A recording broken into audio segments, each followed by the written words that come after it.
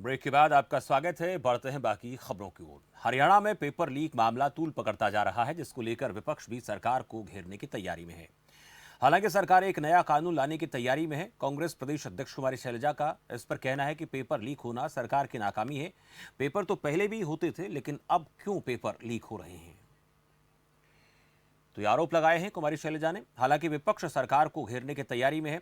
BJP प्रदेश अध्यक्ष OP Dhankhar ने भी वही मानसून सत्र को लेकर बात करें तो उस पर बयान दिया है और पेपर लीक मसले पर अपनी प्रतिक्रिया दी है। से हरियाणा विधानसभा का मानसून सत्र शुरू होने जा रहा है। इस सत्र को लेकर विपक्ष सरकार को घेरने को लेकर तैयारी कर रहा है। हमारे साथ हरियाणा बीजेपी के प्रदेश अध्यक्ष ओपी धनखड़ जी इस वक्त मौजूद है। सर, कल से सत्र शुरू हो रहा है, बहुत से मुद्दे हैं जिनको लेकर विपक्ष कह रहा है कि सरकार को घेरेंगे। क्या लगता है आपको कि कितने मुद्दे हैं विपक्ष के पास? देखिए, विपक्ष ने तो अपनी बात कहनी चाहिए। सदन होता है इसलिए कि प्रतिपक्ष अपनी बात कहे, और सत्ता पक्ष इसलिए होता है कि वो अपनी बात कहे। तो सदन इसी का, लोकतंत्र इसी का सौंदर्य है। आज अन्नपूर्णा योजना की शुरुआत हुई। ये मैं कहूँगा कि एक उत्सव, धन्यवादी उत्सव मनाया गया है, जो कोरोना काल फर्स्ट से शुरू हुई थी और दिवाली तक चलेगी। और इतनी बड़ी प्राथमिकता जो पंक्ति के अंत में जो खड़े लोग हैं उनके लिए प्रधानमंत्री जी ने दी, इसलिए राज्य सरकारों ने भी अलग अलग समय पर, हमारी सरकार ने भी आज एक तरह से धन्यवादी कार्यक्रम किया और हमारा संगठन भी उस प्रकार का धन्यवादी कार्यक्रम कर रहा है। इतनी बड़ी त्रासदी के बावजूद भी एक भी आदमी भूख से नहीं मरा, तो मैं कहूँगा कि बहुत बड़ी बात है। मैं लगभग 40 वर्षों से सामाजिक राजनीतिक जगह में सक्रिय हूँ। हर वर्ष ऐसी खबरें पढ़ने को मिलती थी, कभी कालाहंडी की, कभी किसी और इलाके की, कि लोग भूख से मरे। लेकिन सारा देश जब ठहर गया था, उसके बाद भी अन्न का अभाव किसी को नहीं था। सरकार ने बिल्कुल मातृभाव से काम किया, इसलिए मैं प्रधानमंत्री जी का आभार व्यक्त करता हूँ। नकल रोधी कानून सरकार लेकर आने जा रही है सर, नकल रोकने को लेकर, उस पर विपक्ष सवाल उठा है। देखिए, शुचिता ये समय की ज़रूरत है। आप शुचिता कैसे सुनिश्चित करें, उसके बहुत सारे प्रयास हो सकते हैं। उन्हीं प्रयासों में सरकार ये कदम उठाने जा रही है कि जो है वो चीज़ें उन्हीं के हकों के साथ आगे बढ़े जो जिनकी हैं। ये नकल एक तरह की नहीं, अनेक प्रकार की नकलें जो है होकर चीज़ें आगे बढ़ती हैं। तो इसलिए मैं चाहूँगा कि मौलिकता के साथ आगे बढ़ाने का प्रयास इसमें से है। धन्यवाद।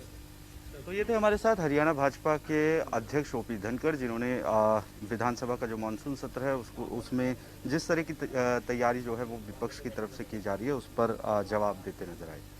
खबर फास्ट के लिए चंडीगढ़ से वीडियो जर्नलिस्ट अश्वनी के साथ अनिल कुमार। शुचिता ये समय की ज़रूरत है। आप शुचिता कैसे सुनिश्चित करें, उसके बहुत सारे प्रयास हो सकते हैं। उन्हीं प्रयासों में सरकार ये कदम उठाने जा रही है कि जो है वो चीज़ें उन्हीं के हकों के साथ आगे बढ़े जो जिनकी हैं।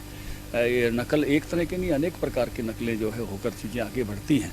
तो इसलिए मैं चाहूँगा कि मौलिकता के साथ आगे बढ़ाने का प्रयास इसमें से है। क्या ऐसी कौन सी बात है? पहले क्या बॉर्डर सील होते थे जब इम्तिहान दिए जाते थे? कौन से बॉर्डर सील किए जाते थे? कौन सी पुलिस स्टेट बनाने के चक्कर में है ये? क्यों पेपर लीक होते हैं? ये कहीं ना कहीं इनकी अपनी कमी है। कितने बड़े कानून लेकर आएंगे? कानून सख्त से सख्त ले आए, लेकिन जो आपकी एजेंसीज हैं वो दुरुस्त नहीं होंगी तो रास्ता लोग निकाल लेंगे। कमजोरी आपकी अपनी है और आप दोष दे रहे हैं कानून को। 7 साल से आप कर क्या रहे हो? एक एक पेपर आपका लीक हो रहा है।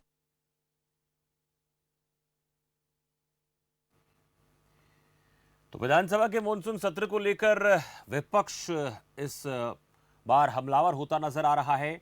सरकार को घेरने की तैयारी में है। हरियाणा कांग्रेस की प्रदेश अध्यक्ष कुमारी शैलजा ने विधानसभा के मानसून सत्र को लेकर ये कहा कि विपक्ष के पास कई मुद्दे हैं जिनको लेकर सरकार को घेरा जाएगा। सत्र की अवधि कम किए जाने पर भी सवाल उठाया और कहा कि सत्र लंबा होना चाहिए। पेपर लीक मसले को लेकर भी उन्होंने बोला है।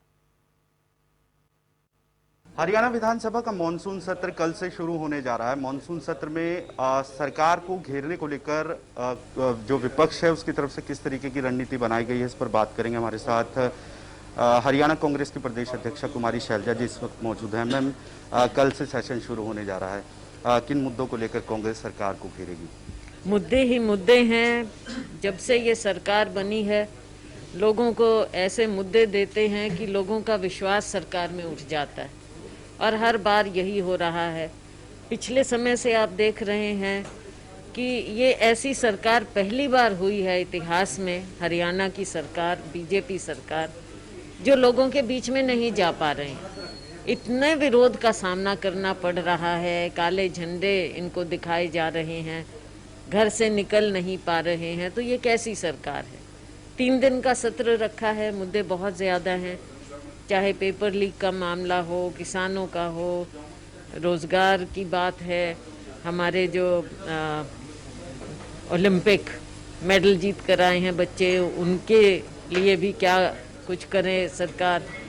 और हमारे जो विधायकगण हैं उनको मौका चाहिए अपने क्षेत्र की बातें रेज करने का, सरकार से सवाल पूछने का।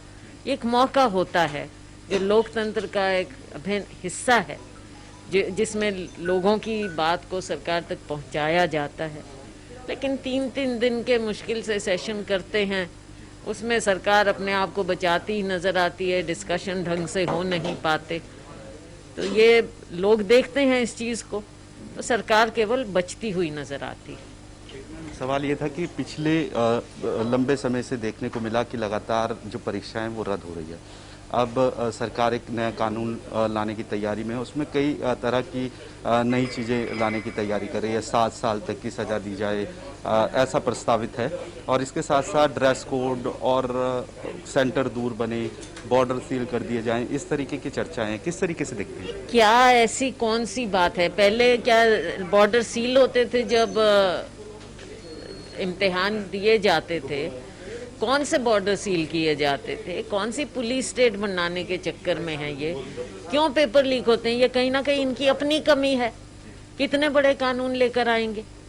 कानून सख्त से सख्त ले आए, लेकिन जो आपकी एजेंसीज हैं वो दुरुस्त नहीं होंगी तो रास्ता लोग निकाल लेंगे। कमजोरी आपकी अपनी है और आप दोष दे रहे हैं कानून को।